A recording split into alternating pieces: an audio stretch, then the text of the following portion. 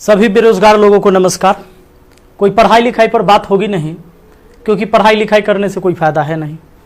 पढ़ाई लिखाई करा के ही क्या करेंगे जब आपको रोजी रोटी हो ही नहीं सकता आपके पढ़ाई लिखाई से। समस्या इस बात की है हमारे देश में कि मोदी जी केवल अपने मन की बात करते हैं, कभी इस जनता के भी मन की बात सुन लिया कीजिए।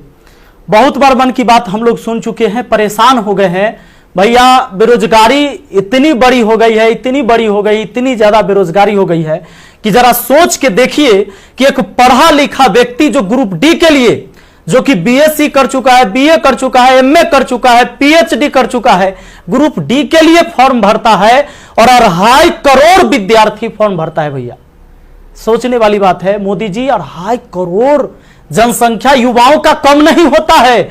2.5 करोड़ है तो उसके माँ बाप भी जोड़ लीजिए, भाई बहन जोड़ लीजिए, और वो युवा है तो उस पर उसके परिवार का निगाह टिका हुआ है, उससे एक आस जुड़ा हुआ है उस परिवार का। प्लीज आपसे हाथ जोड़कर विनती है हमारी। अब कहिएगा कि आप पगला काहे गया है, लोग कहेंगे कुछ नेता लोग, देखो हमारा कोई पार्टी या पॉलिटिक्स से कोई मतलब नहीं है, जैसा बीजेपी वैसा ही कांग्रेस, वैसा ही आरजेडी, वैसा ही जदयू, सबका हाल वही है। अगर कांग्रेस का हाल बेकार नहीं होता तो बीजेपी नहीं आता, और आरजेडी का बुरा हाल नहीं होता तो जदयू नहीं आता। सबका यही समस्या है। मुझे किसी पार्टी से मतलब नहीं है, लेकिन मुझे अपने आदरणीय प्रधानमंत्री नरेंद्र मोदी जी से मतलब है। ये छात्र ने आपको बनाया है, ये छात्र ने आपको जिताया है, और केवल आपको अपने मन की बात करने के लिए प्रधानमंत्री नहीं बनाया था। कहेंगे कि तुम्हारा क्या जाता है भैया, तो आपको पता है जब आप देश के खातिर अगर कोई भी चीज युवाओं से आप कहते हैं कि भाई योगदान करो, अभी कोरोना वायरस के समय सब लोगों ने आपका योगदान किया, मैंने भी किया, 1 लाख रुपए डोनेट किया था। मेरा अधिकार बनता है कि मैं आपसे सवाल पूछूं। मीडिया वाले आपसे नहीं पूछेंगे, क्योंकि मीडिया वाले आपके हिसाब से चलते हैं। मीडिया वाले वही चीज दिखाते हैं जो लोगों को देखने में मजा आता है, लेकिन बेरोजगारी पर कोई बात नहीं करेगा। व्यू नहीं होंगे इसलिए बेरोजगारी पर बात नहीं होगा। उसको चर्चा केवल चाहिए कि रिया चक्रवर्ती किसके साथ आज घूम रही है, कल कहां सोई थी, परसों कहां सोएगी। रिया चक्रवर्ती के बारे में ही केवल चर्चा होगा। लोगों को मजा आता है, उस पर व्यू होता है तो वीडियो उसी पर बनता है, उसी पर लोग चर्चा करते हैं, क्योंकि चैनल का टीआरपी बढ़ते रहे। और ये मजबूरी है हमारी कि एडुकेशन चैनल वाले अब पढ़ाई न करवा के ये सब चीजें पर उतर गए हैं। मैं आपको आज बहुत सारी बातें बताने वाला हूं, करने वाला हूं। जो भी लोग हैं जिनको परेशानी हो, क्षमा चाहते हैं। अब परेशानी हुई है तो क्या कर लीजिएगा, हमको इतना ही कर दीजिएगा। कभी गोली मार देगा कोई तो याद रखिएगा, इतिहास जब लिखा जाएगा तो मरने वालों में लिखा जाएगा, भागने वाले और बिकने वालों में नहीं होगा। सीधी सी बात है।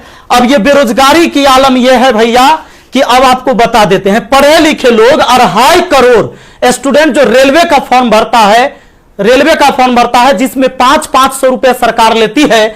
इस तरह से टोटल 12.5 अरब होता है रुपया, यानी कि 12 अरब 50 करोड़। बात समझ में आ रहा है? हमें समझ में आ रहा है, क्योंकि मैथ का मैं टीचर हूं तो मुझे समझ में आता है। हमारा गांव में 5 रुपए ब्याज चलता है मोदी जी, 5 रुपए सैकड़ा महीना का ब्याज चलता है। 3 रुपए मान लेते हैं कि मोटा रकम है तो 3 रुपए। अब 3 रुपए से हमने निकाला 3% से महीना का, क्योंकि महीना में ब्याज चलता है गांव में, तो इस तरह से 12 महीना में 12 36% हुआ, 2 साल में 72% हुआ, और ये 12.5 अरब का जो ब्याज हुआ वो 9 अरब हुआ। 2 साल आप लटका दिए रेलवे वाला फॉर्म भरवा के लड़का सबको 500 रुपया लेके। अब आप कहिएगा कि एग्जाम के बाद तो हम पैसा लौटा देते हैं, लेकिन बात यहां यह है कि पैसा तो आप लौटा दीजिएगा, 100 रुपया रख लीजिएगा, 400 लौटा दीजिएगा, लेकिन 2 साल में आपने बिजनेस कर लिया है 9 अरब का। भैया बहुत होता है 9 अरब, कोई साधारण बात नहीं है। अब देख लीजिए, आप कहेंगे कि इतना बकर बकर कर रहे हैं, भाई गरीब आदमी है। जब मेरे अकाउंट में केवल 1,23,000 रुपया था ना, तो 1 लाख रुपए हम पीएम केयर फंड में दिए थे। काहे जानते हैं कि कोरोना से लड़ाई लड़िएगा ना, तो कोरोना से लड़ाई लड़िएगा तो देश हित में ही पैसा जाएगा। ये पैसा से जब वैक्सीन बन के आएगा, या हमारे साइंटिस्ट लोग जब इस पर रिसर्च करेंगे वैक्सीन पर, तो खर्च लगेगा।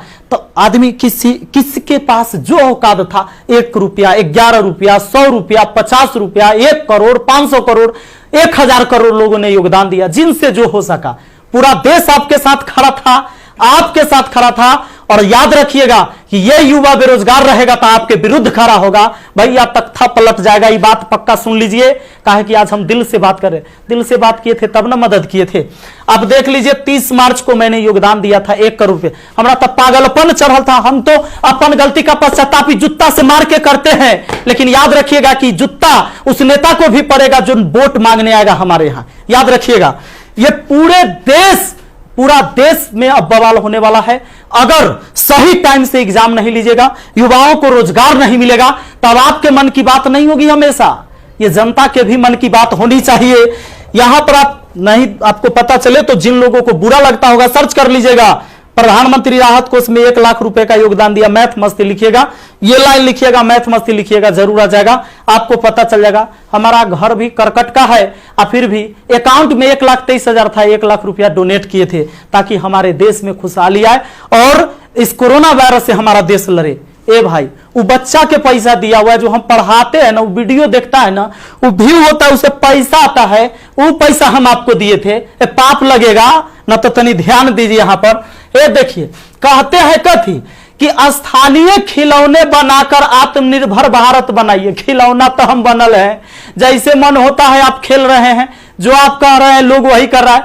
अब हम कौन खिलौना बने? खिलौना तो जनता बन चुका है आप लोगों का। यह हमारे मोदी जी थे, ये हमारे नीतीश बाबू हैं। इनका चाल सुनिएगा, इनका चाल क्या है। अभी जब चुनाव आने वाला है तो बिहार पुलिस के बहाली निकाल देंगे। बिहार पुलिस के बहाली निकाल देंगे तो भारी संख्या में एग्जाम को करवा लेंगे, रिजल्ट नहीं देंगे। अब एग्जाम दे के लड़का फसल है कि अगर नीतीश जी नहीं आते हैं तो फिर आगे रिजल्ट नहीं आएगा, कोई ना कोई बवाल। चूंकि बिहार में कोई एग्जाम जो है ये ना है कि साफ सुथरा से हो। आप देख रहे हैं बिहार एसएससी का एग्जाम कितना साल में हुआ है। आदमी बूढ़ा गया, जवानी में दिया था एग्जाम और रिजल्ट आते थे बूढ़ा जाएगा। अब चूंकि बिहार में एग्जाम ऐसी होता है तो ये क्या होगा कि रिजल्ट होगा चुनाव के बाद, मजबूरन फिर नीतीश कुमार जी को चुनेंगे। शिक्षक के बहाली आ जाएगा, बिहार पुलिस के बहाली आ जाएगा, सारे बहाली, दरोगा सब के बहाली आएगा। ये कब होगा? चुनाव के टाइम में भैया। तो नीतीश जी का जो ये था, इसमें इन्होंने कहा कि नल जल का रख रखाव करने के लिए वार्डों को 2-2 हजार रुपया मिलेगा। हे प्रभु, ये 2-2 हजार कहला दे रहे हैं, नल जल के दशा दिखा दें। 33,000 करोड़, 33,000 करोड़ रुपए आपने बिहार में नल जल पर खर्चा कर दिया। आज आपको असलियत हम दिखाते हैं, इस वीडियो में देखिएगा आप लोग जरूर। इस वीडियो को इतना शेयर करिएगा कि मुख्यमंत्री से लेकर प्रधानमंत्री तक पहुंचना चाहिए, बिल्कुल पहुंचना चाहिए कि हमारे जहां से हम हैं वहां की स्थिति आपको दिखा देते हैं कि नल जल का स्थिति क्या है। बेरोजगारी तो भैया आपने ऐसी पहुंचा दिया है यहां पर कि लोग अब कुछ करने लायक नहीं है। आप अगर आत्मनिर्भर बनाना था, खिलौना बनाना ही था, ये कहला पढ़वा रहे, शुरू से खिलौने बनवाते। कहला 500 रुपया लेके फॉर्म भरवा लिए और 2 साल में 9 अरब आप ब्याज कमा लिए। प्रभु क्षमा कीजिए, प्रभु इस पर कोई उपाय कीजिए, वरना आपकी तख्ता पलट जाएगी। और सारे विद्यार्थी, जितने भी छात्र हैं, मैं आप सबसे अपील करता हूं, इस वीडियो को शेयर करिए, जितना ज्यादा शेयर हो। और सारे एजुकेशन चैनल वाले जितने भी है, चूंकि आपके मीडिया नहीं दिखाएगा, विद्यार्थी का दर्द कोई नहीं समझ पा रहा है, वो वही चीज दिखाएगा जो सरकार चाहती है। हमारे सारे भाई बंधु जितने भी वाईफाई स्टडी एग्जामपुर है, अभिनव शर्मा है, राकेश यादव सर है, जितने भी लोग हैं जो भी वीडियो बना रहे हैं बहुत अच्छा कर रहे हैं, सभी को हाथ जोड़कर तहे दिल से मैं धन्यवाद देना चाहूंगा।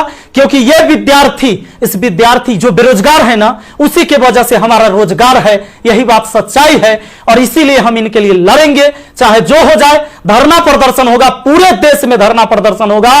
और जहां ये 2.5 करोड़ विद्यार्थी सड़क पर उतर गया तो सुन लीजिए, ये बिहार से लेकर दिल्ली तक हिलेगा, ये बात निश्चित है। एक साथ हम हैं, सबके साथ हैं। सारे छात्र आंदोलन करने के लिए तैयार रहिए। एसएससी टाइम से एग्जाम नहीं लेती है। एक तो आप वैकेंसी ही कम निकालते हैं, अब वैकेंसी कम निकालते हैं तो जो निकालते हो ओकर तक कम से कम एग्जाम ले लीजिए, सही से रिजल्ट ले लीजिए, सही से रिजल्ट दीजिए और एग्जाम सही से ले लीजिए, टाइम से ले लीजिए। एक शेड्यूल बना दीजिए, जैसे मैट्रिक का एग्जाम होता है, 12th का एग्जाम होता है कि इस महीने में होगा, इस महीने में रिजल्ट होगा। उसी तरह एसएससी का भी एग्जाम होना चाहिए, रेलवे का भी एग्जाम होना चाहिए। आपको जितने सीट पर लेना है, लेकिन इसका एक टाइम फिक्स होना चाहिए। कितने इस महीने में एग्जाम होगा, इस महीने में रिजल्ट आएगा, इस महीने तक ज्वाइनिंग होगा, ताकि अंधेरे में लोग ना जिए। हे प्रभु, ये पाप लगेगा अगर इस युवाओं के साथ गरीब के बच्चा ना जनरल कंपटीशन के तैयारी करता है, आर्मी के तैयारी करता है, गरीब के बच्चा जाता है। कम से कम एकरा साथ इतना अन्याय न कीजिए। ये पाप का घड़ा भर चुका है। मैंने अपने सर पर जूता मारा है।